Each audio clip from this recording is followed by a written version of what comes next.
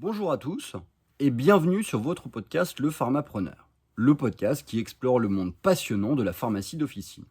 Je suis Arnaud, pharmacien d'officine, votre hôte, et aujourd'hui nous allons parler de la question cruciale de l'acquisition des murs de votre officine. Est-ce toujours une bonne opportunité économique ? Quelles sont les alternatives ? Quels sont les aspects fiscaux à considérer ? Nous allons explorer tout cela ensemble dans cet épisode. Alors, pourquoi acheter les murs de son officine ? Acquérir les murs de son officine n'est pas toujours une opportunité économique. Parfois, la richesse se trouve davantage dans la jouissance de l'immeuble, avec des loyers faibles, ou la liberté de transfert que dans sa propriété. Acheter des murs de votre officine peut sembler une excellente idée, surtout si vous souhaitez stabiliser votre entreprise à long terme. Cependant, cela nécessite un investissement initial considérable et peut restreindre finalement votre flexibilité financière.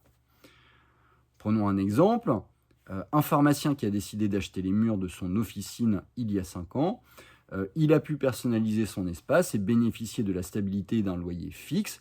Cependant, il a dû faire face à des coûts imprévus de rénovation et à une baisse de sa trésorerie.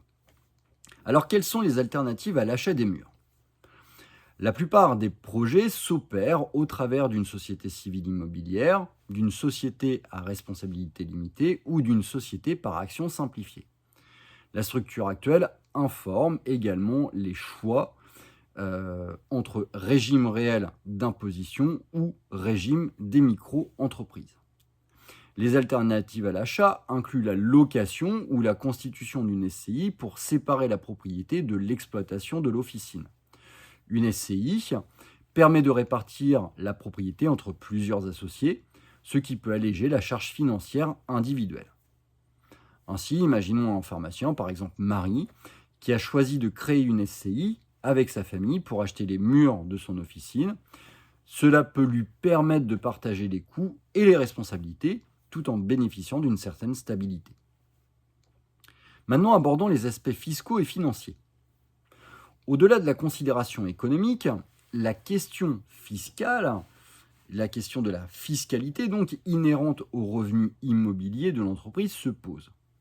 Les paramètres à prendre en compte incluent la durée de l'amortissement, les régimes fiscaux applicables et les implications en matière d'impôt sur les sociétés.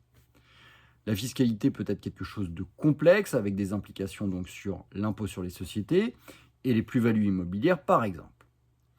Ainsi, l'amortissement du bien peut permettre de déduire une partie du coût chaque année, réduisant ainsi le revenu imposable de l'officine.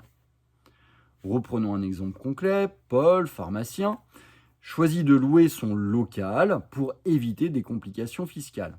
Il préfère donc payer un loyer fixe et déduire ce coût de ses revenus imposables, simplifiant ainsi sa gestion financière. Maintenant, quelques recommandations en guise de conclusion. En résumé, l'acquisition des murs de son officine n'est pas toujours la meilleure option. Il est crucial d'évaluer les avantages et les inconvénients en fonction de votre situation spécifique.